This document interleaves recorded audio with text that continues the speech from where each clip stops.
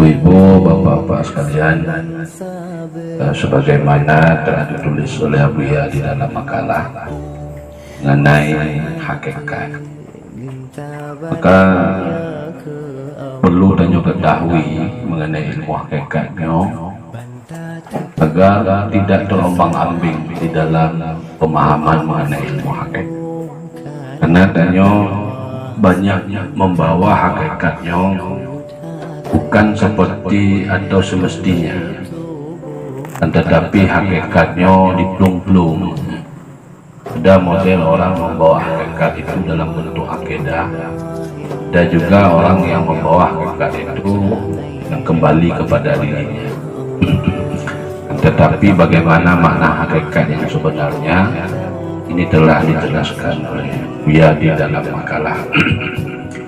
Maka oleh sebab itu, sungguh bertanya sayangkan pada ketika para ulama, termasuk juga dalam halnya MPU, juga pemerintah, tidak memahami hakikat daripada ilmu kesufian, tetapi mereka memahami hakikat dalam bentuk akidah.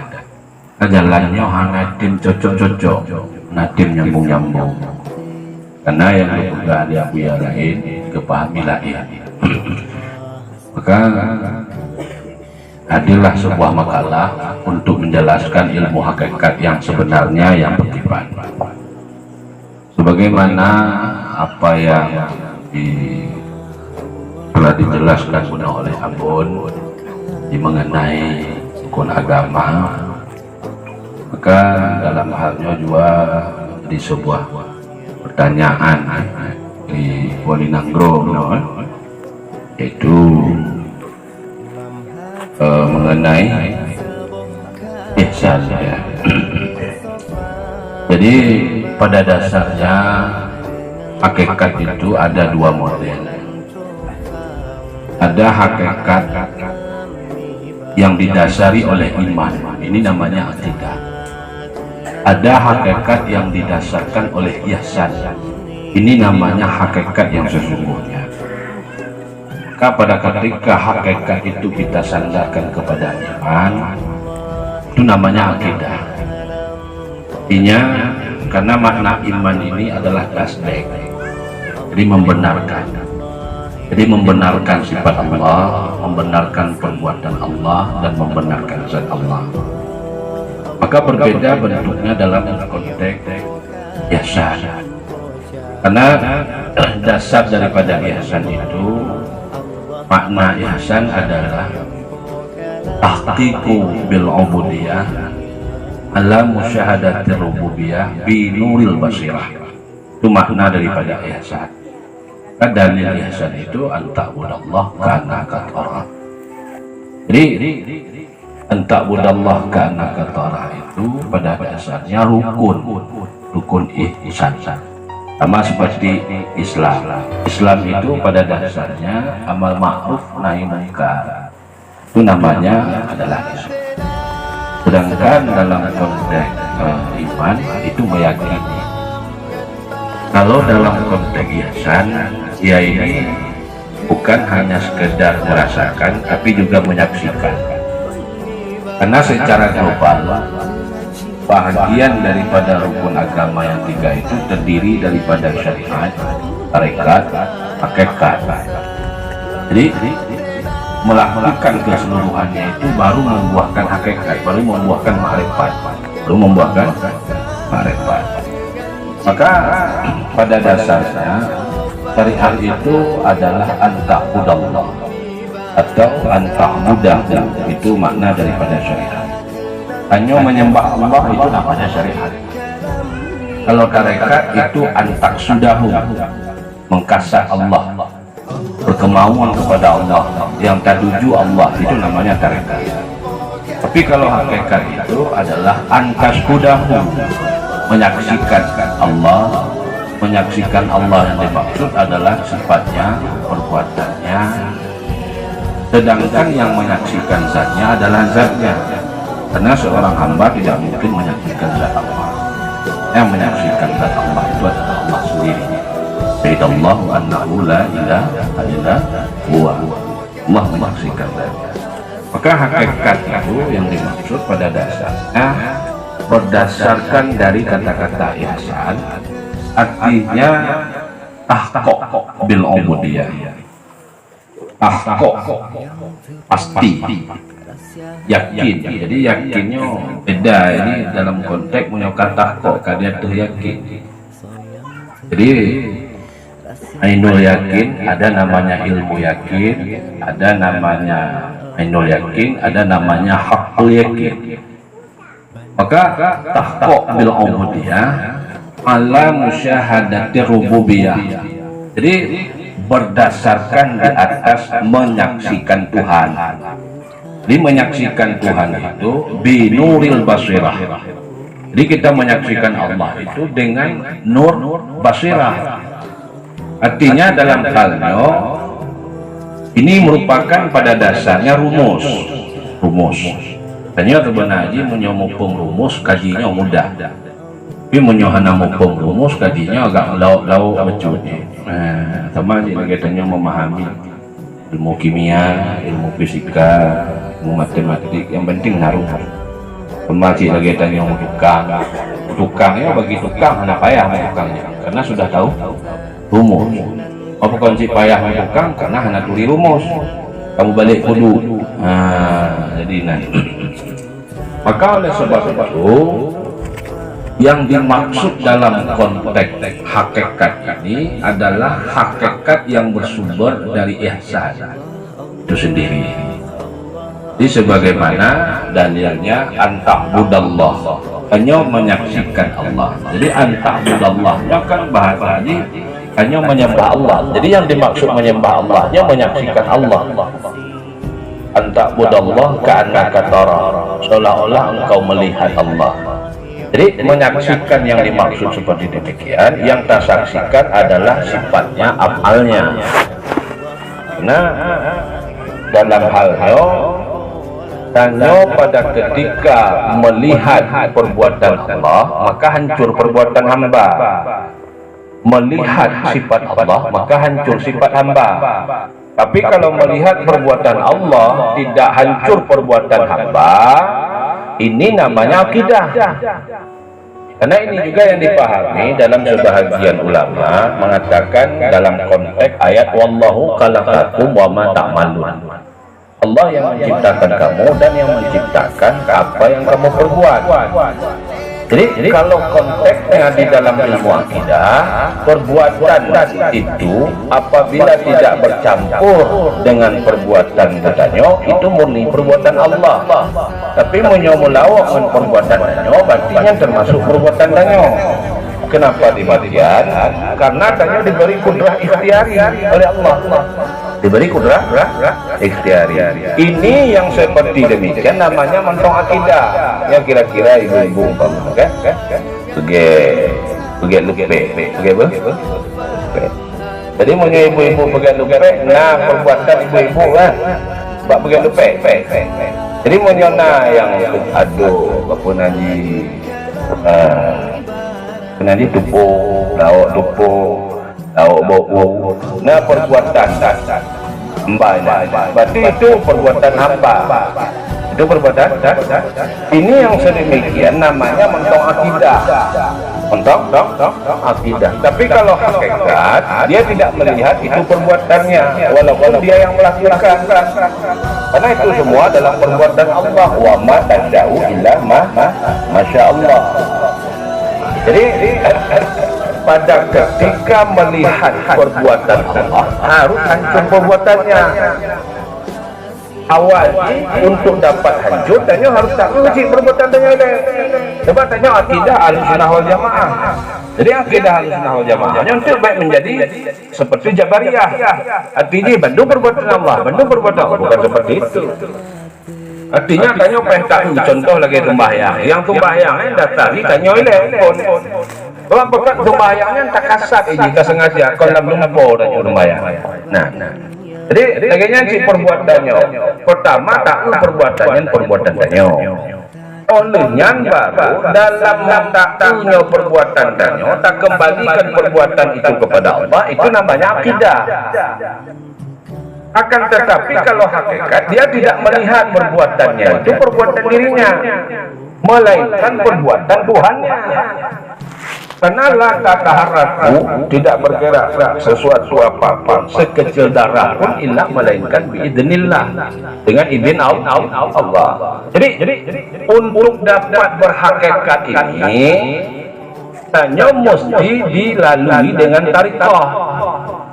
Karena hakikat yang tidak dilalui dari tariqah itu namanya tetap akidah. Ini hakikat, tapi hakikat yang dicocok tidak berdasarkan tariqah. Jadi hakikatnya tetap kembali kepada syariat. Jadi hakikat syariat itu namanya akidah. Hakikat syariat namanya akidah.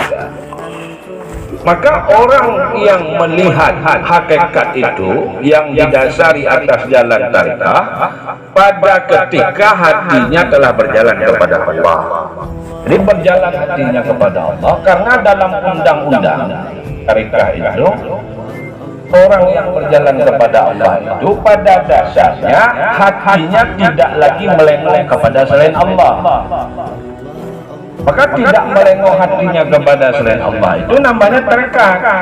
Namanya tariqah. Tapi punya mentong melengok hatinya kepada selain Allah itu bukan tariqah. Atau bukan tarekat yang dimaksud, akan tetapi montong orang yang belajar dalam ilmu tarekat, tapi bukan dalam konteks sisalik, orang yang berjalan hatinya kepada Allah. Maka secara kesimpulan bahwa antara hakikat dan syariat ini tidak bisa dipisahkan. Ini tidak bisa dipisahkan. Kenapa? Karena orang yang berhakikat itu atau orang yang bersyariat bila hakikat itu atilah. Dia berhakikat, dia bersyariat, tapi tidak ada hakikatnya di dalam melakukan syariat. Ini yang dilakukannya itu kosong. Maka dia tanya, oh sembahyangkan, tapi terasa hana. Sembahyang nana, tapi nama asal sembahyang hana. Karena tanya tak pakai syariat betul. Karena sembahyangnya syariat ini. Sembahyang itu syariat. Karena makna syariat itu amal ma'ruf nahi mungkar. Itu makna syariat. Maka dalam konteks tanya melakukan syariat tidak berhakikat kosong. Tapi kalau umpamanya hakikat bila syariat ini batal. Ini batal. Maka dalam istilah lain ini yang mengatakan juga Imam Malik. Dua ada perkataan Imam Malik ini dalam teks orang man tafaqaha, dia berfikih saja. Ala tasawuf, dia tidak bertasawuf. Dia berfikih tapi tidak bertasawuf. Maka orang yang seperti ini namakan fasik. Atau dia bertasawuf tapi tidak berfikih. Ini namanya zendek. Maka tidak bisa dilekangkan, tidak bisa dipisahkan. Dua ada ibarat-ibarat yang lain, bahkan terlalu banyak ulama-ulama mengibaratkan dalam bab syariat dan hakikat. Dan lagi perkataan dalam tanya bersyariat umpamanya yang hanama hakikat sama lagi lah hanama i. Tapi berhakikat hanama syariat sama lagi ji hanama lah. Yang tadi hanya ji. Nah, menang. Jadi ada ibarat banyak lagi ibarat-ibarat yang lain. Maka yang konteks yang boleh kita sampaikan antara syariat dan hakikat ini tidak bisa dipisahkan. Karena makna syariat itu anta'budallah, hakikat itu antashhudahu. Sama lagi tanya tak begah dalam sembahyang, iyyaka na'budu wa iyyaka na'budunya itu namanya syariat, iyyaka nasta'in itu namanya hakikat. Apa maksudnya? Tanya pada ketika menyembah Allah tidak dapat menyaksikan Allah di dalam tanya menyembah Allah, maka perbuatan penyembahan tanya kepada Allah itu lara pada dasarnya. Lara ini dalam konteks mana? Makna laranya sia-sia. Sia-sia ini ditinjau dari konteks mana? Dari konteks ilmu kesufian. Tapi kalau kembali kepada konteks dalam konteks akidah atau dalam konteks ilmu fikih, ilmu syariat, pahalana, tapi buah efek dari tanya sembahyang. Maka dia tanya tambah sembahyang, tambah dia dan buat. Tambah sembahyang, tambah buat. Tambah sembahyang, tambah buat dia. Benar, karena tanya melakukan itu setengah. Dan begitu juga yang penjawaban walinya yang tapi banyak untuk Pak dia itu tidak bisa dipisahkan karena maknanya syariat dan hakikat itu bukan hanya sekedar dalam ibadah tapi juga dalam ubudiyah dan juga dalam abudah. Jadi monyo ibadahnya pekerjaan lahir namanya ibadah dan juga dalam ubudiyah pekerjaan batin dan juga abudah pekerjaan ruh dan sir. Jadi dalam ibadah ini ada lagi kaitannya yang berkaitan dengan jawareh yang namanya muamalah kawin kan itu muamalah. Tanya kawin umpamanya mau keluarga dalam rumah tangga buta pakai ilmu syariat dan ilmu hakikat. Jangan terpikir hana boleh pakai ilmunya lain bab karena memakai ilmu itu di kapan saja dalam konteks apa saja karena tidak bisa dipisahkan yang boleh dengan syariat hana bisa atau hana boleh syariat boleh hakikat hanya tidak. Ada di figojak aja. Dino lah rumah tangga, munyo hana pakai ilmu hakikat umpamanya. Tanya sampai kacau balau dengan rumah tangga. Entang tahu kacau balau, entang tidak melihat perbuatan Allah, sifat Allah di dalam perbuatan lain. Maka tapi tak apa ini. Kapudu, yang minta kondon, yang kondon, yang kondon, kah kon pajuh. Jadi tidak melihat itu perbuatannya itu datang daripada perbuatan Allah itu dibantu oleh Allah. Maka anak dengar atau dalam bahasa lain paman dibuang ungkot moniang lek lakoy ungkot yang banyak dunia itu apa tadi bang namanya moneng jadi pegah lek ni anak le ungkot lain dipekan nama bang rohnya tak lupa. Tapi menyainau dia memahami ilmu syariat dan hakikat, dia dapat melihat ini perbuatan dari Allah. Artinya bagiannya rezeki yang gejol Allah. Ini bagian daripada kudrah iradah Allah. Maka dia dapat menyaksikan itu dari Allah. Maka tidak terjadi kekacauan di dalam rumah tangga. Mangak tidak pun, mangak tidak jauh. Kira-kira menyolaganya damai dalam rumah tangganya mana? Damai. Tamong malaikat rahmat rumah tangga apa nak? Tamong nyangkanya pokok rumah tu malaikat adil tapi tamong. Tamong ya. Maka punya rumah kata rasa tu hanya lapor juga gubernur atau lapor juga wali pergi abek ke rumah ya. Sebab apakah hai tamong deh malaikat rahmat rumah ya. Tapi malaikat adil apa tu? Yang mana? Yang nilai. Kira-kira nak boleh ilmu hakikat? Boleh. Maka tidak bisa kita pisahkan itu.